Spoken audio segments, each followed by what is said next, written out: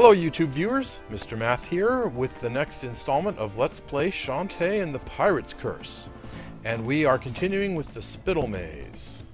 And down come some Kiddicarus snakes. And look, we can go get the heart squid here.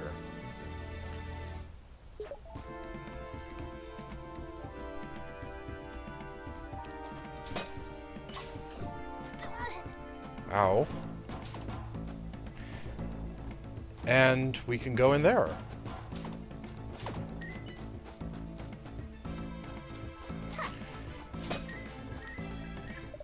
And the dungeon map. Yay.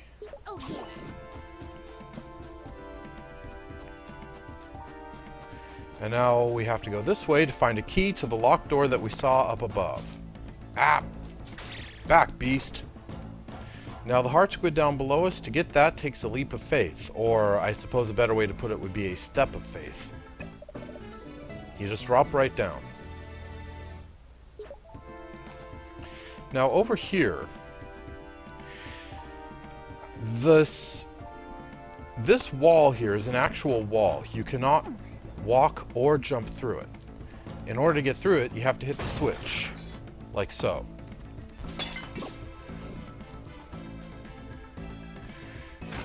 And now we have a mini-boss. This guy's pretty easy. When he holds his claw out in front of him like that, he blocks your attacks, and when he sort of winds himself up and plays with his claw over his head, that's his tell that he's about to charge at you.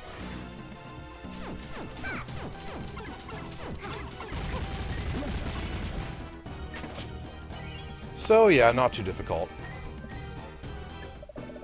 That's another monster that was in the first game and was brought back.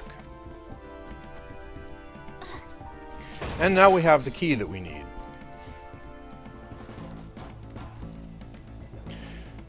Later on in the dungeon, we're going to encounter a room with 2 of those mini-bosses, and we have to fight them both at once.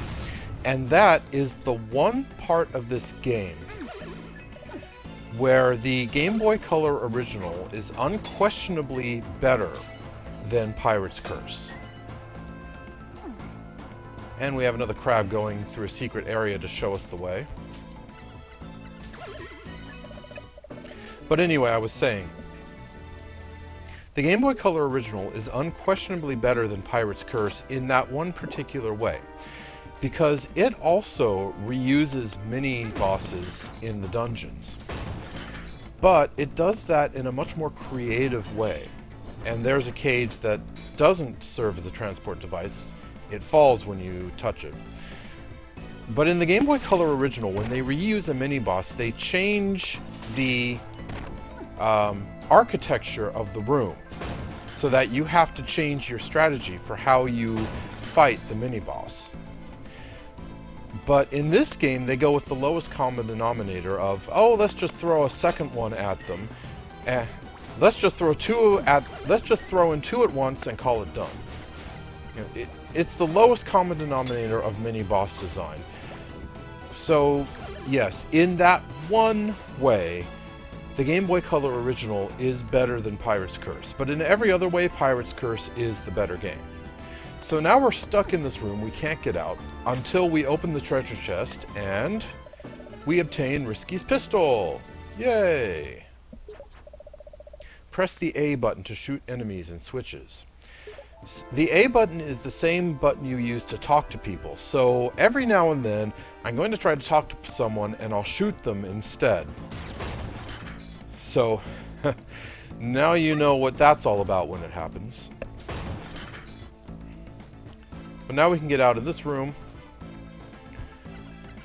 and a fire shooting statue, which has been a staple in the Shantae series since the Game Boy Color original. And this switch, I don't know why they bother to include a switch to move this cage, because we don't need to move it. We can jump across and reach it perfectly well. But they do include that switch for some reason. Maybe as sort of a red herring. But anyway, up here, we could not have gotten up here earlier, because we could have brought the cage over, but we couldn't have reached the switch to send the cage back. So now that we have the pistol, we can do that.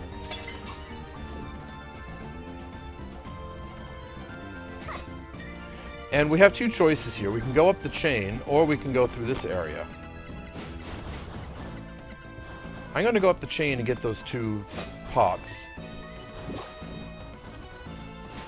Because, hey, even though it's just one extra coin, one extra gem, you know, money is money. Might as well get it. And now we have an obstacle course room where we have to get through using various switches and cages. This is another fake cage that drops when you touch it.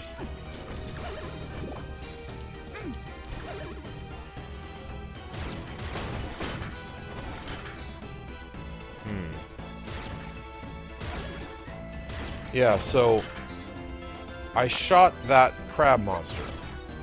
If you just stand on the same level as the crab monster, your shots go over their heads. And even though it only does a single point of damage, that is enough to kill the crab monsters. And we use the switch to go over here. Ouch. And now it's time for the repeat mini-boss. Yeah, see, they just throw two at me and call it done. As I said, the lowest common denominator of mini-boss design.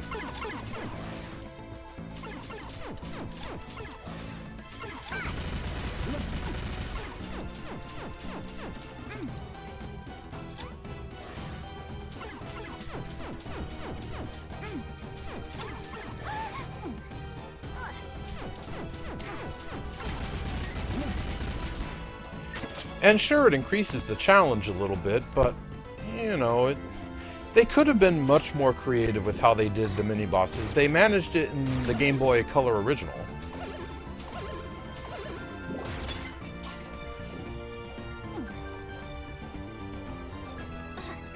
Anyway, we're basically at the end of the dungeon now. Coming up next is the boss room. So I'm going to save it here just in case. This boss is really easy, but that makes sense because it's the first real boss of the game. If you don't count the Ammo Baron during the intro sequence. So yeah, this is the Cyclops plant, the frighteningly fixated flora.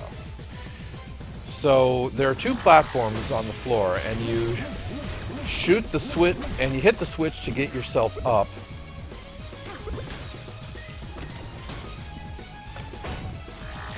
And then you shoot the plant with the pistol. And now at this point, I've shot him enough that the switches activate the platform on the other side of the room.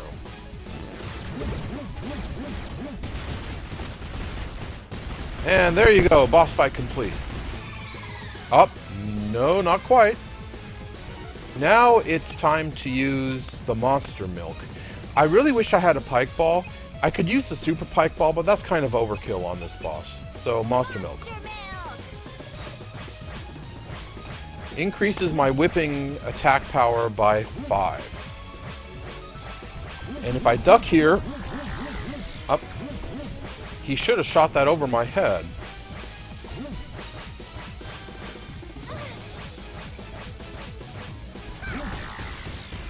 Huh. Normally when he lands in that position and fires the laser, it goes over your head if you duck. It's unusual for it to happen that way. But anyway, there you go. First real boss fight complete. It refills my life, and I encounter a Tinkerbat. And he hasn't transformed yet. I'm not sure why Shantae is angry at him. If I was in her position, I'd feel a bit more sympathetic because, you know, these guys are facing some serious danger. They could be transformed into nasty cacklebats. But anyway, the Spiderweb Island map. Yay! I did it! Yes, you did, Shantae.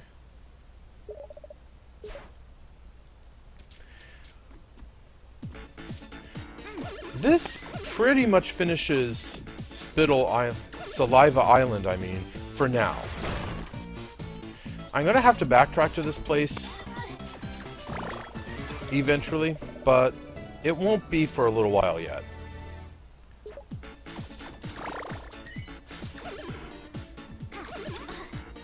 I was hoping they would drop something, but no. Okay, these guys jumping out of the pit are invincible. You cannot hurt them, so don't bother trying, just jump over them.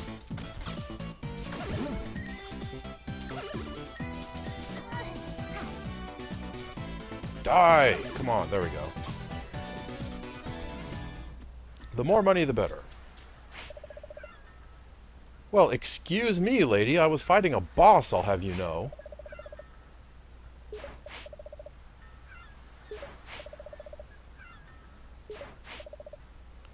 Never mind, she says. It obviously is important, though. And remember, when we found it, the game specifically called it Risky's Pistol.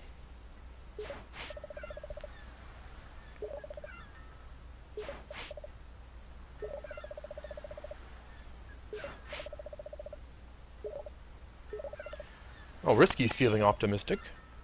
That's a good sign, I suppose. I hope. Okay, now we've opened up the next island. Spiderweb Island. Arachnophobes beware. But we aren't going there yet. We have to go back to Scuttle Town first. By the way, I haven't mentioned it yet, but notice underneath the name of the island are some icons. There's some heart squid icons and cacklebat icons, which show you both how many there are on the island and how many you've found. I have found all of the cacklebats and all but one of the heart squids here on Saliva Island. And meanwhile, back on Scuttle Town, I have found 4 heart squids and 2 cacklebats, leaving 2 and 3 of them, respectively, for me to still find. So the reason we need to go back to Scuttle Town is to take care of some of the plot and also to pick up a few items. And first of all, I have 4 heart squids, so I can get another heart holder made. Notice, by the way, I'm missing a little bit of life. I'm missing half of a heart. So as I mentioned earlier, she will refill my life to maximum.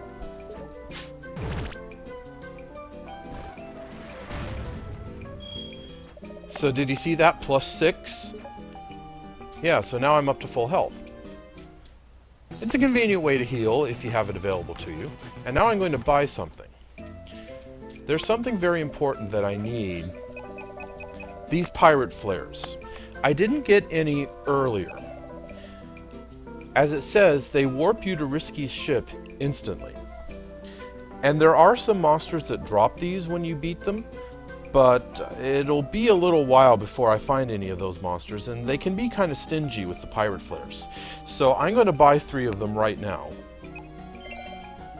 On Saliva Island, it wasn't very important to have a pirate flare because the way back to Risky's ship was pretty short. But on some of the future islands, it gets to be a long trip. So it's best to have some pirate flares in reserve. So now... Hey, it's a royal guard.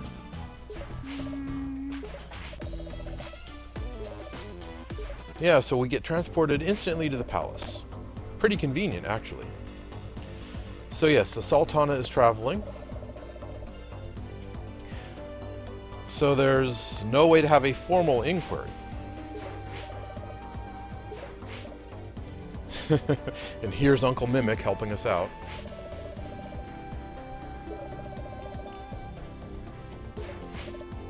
For one day. Yeah, so Sequin Land's government and legal system is pretty bizarre. To be fair, probably every nation's legal system is pretty bizarre, but still.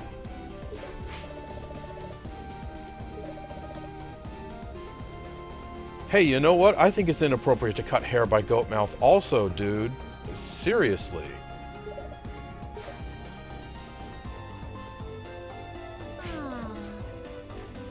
Yeah, pretty close. But is all taken care of now.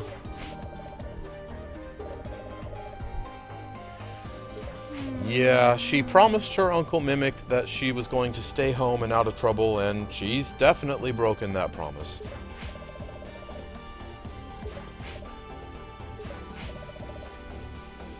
Uncle. Yeah, she wants to know about the Tinkerbat that he had in his laboratory, but she just can't bring herself to ask.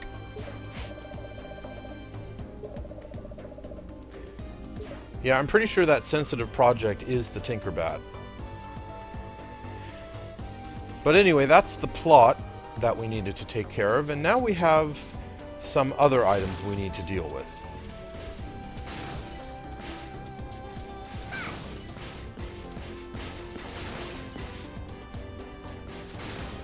Yeah, these guys, their dialogue never changes, so don't bother talking to them. Oh, hey, look, someone new. The one thing that I really notice about this guy is he has a single eye, same as the Ammo Baron. That doesn't seem to be the least bit important, but I just thought I'd mention it.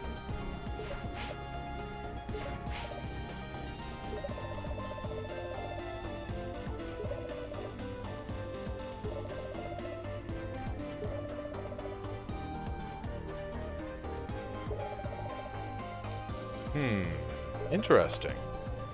Very interesting.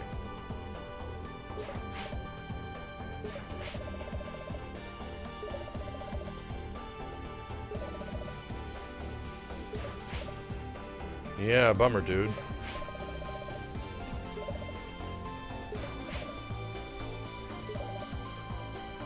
Very interesting indeed. I wonder what this could possibly be a reference to. And the masters of the universe. I am Adam, Prince of Eternia and defender of the secrets of Castle Grayskull. This is Cringer, my fearless friend. Fabulous secret powers were revealed to me the day I held aloft my magic sword and said, "By the power of Grayskull,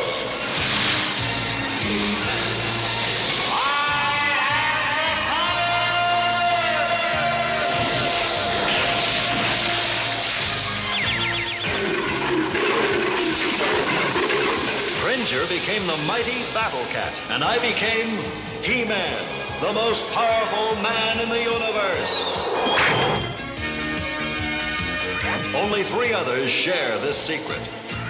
Our friends, the Sorceress, Man-at-Arms, and Orko. Together we defend Castle Grayskull from the evil forces of Skeletor.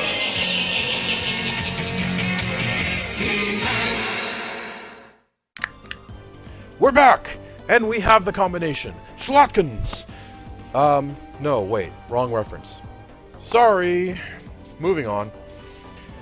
We have to go down into the sewers now, because remember there was that door and the switch that we can now shoot with Risky's pistol. Okay, so history time. I am actually old enough that I watched the original He-Man and the Masters of the Universe while it was airing on TV. I don't remember exactly how old I was at the time. This was back in the 1980s, and I was like 5 or 6 or 7. I was pretty young when it was on TV. But even as such a young kid, I thought that it was an incredibly stupid show. The whole thing just made absolutely no sense. Because Prince Adam looks like He-Man. His pink shirt is painted on, and if you just change it into a flesh tone color, then he's He-Man. Yeah, even Clark Kent has a better disguise than that. At least he wears different clothes and a pair of glasses. And aside from that, the entire show was a blatantly obvious toy commercial for the plastic action figures and the playsets. So yeah, really, really stupid show. But I still loved it so much. It was just such good, clean fun. And what do you know? The travel brochure. I'm sure you are absolutely shocked that the travel brochure was there. And now that we have it, let's go talk to the Squid Baron. Yes, Squid Baron, you can have it. We don't need it.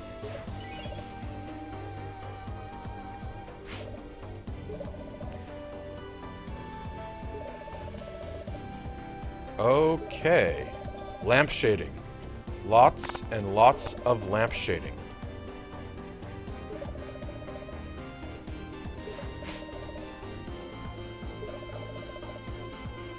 Go for it, dude.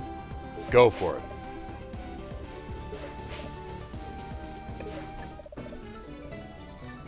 Squid oil.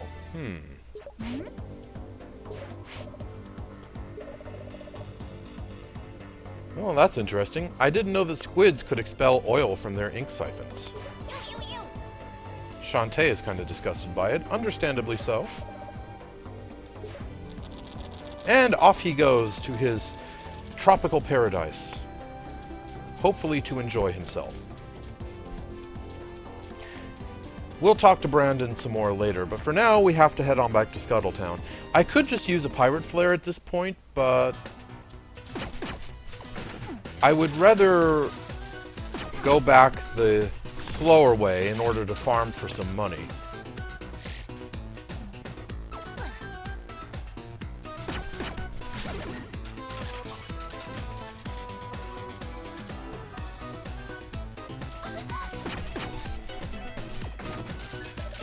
Or bento boxes. Have I shown you that yet? Yeah, on the items inventory screen here, you have these food items. Have I shown you this yet? I don't remember if I have. But you have flesh pops, which restore half of a heart. You have meat chunklets, which restore 2 hearts. You have bento boxes, which restore 3 hearts. And you have lobster tails, which restore 4 hearts. I think I've got the number of hearts correct there. And then also you have the auto potions, which restore you to full, all 10 hearts, and potions that you can buy at the store that I haven't gotten yet, which restore 8 hearts. So there's quite a bit of healing available to you. Particularly for a novice player, I strongly recommend you pick up as much healing items as you can.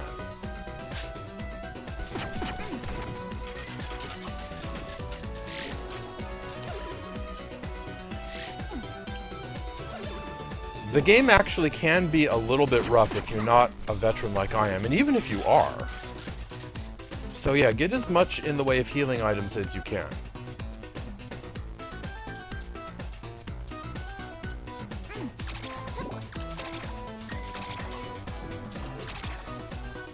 By the way, I didn't mention it earlier, but these poison guys, if you whip them while they're about to exhale poison at you, you can make them flinch just like the pumpkin guys, and it ruins their attack.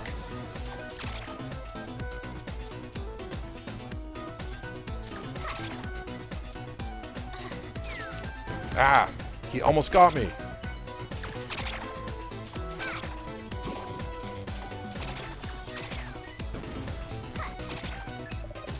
And another pike ball. Another pike ball? I didn't think... Yeah, I still had one. Yeah, so I have a couple pike balls now. And that's good. You know, I don't like using super pike balls against the first few bosses. But against later bosses, they really cause the damage to rack up. So I like to save them for later in the game.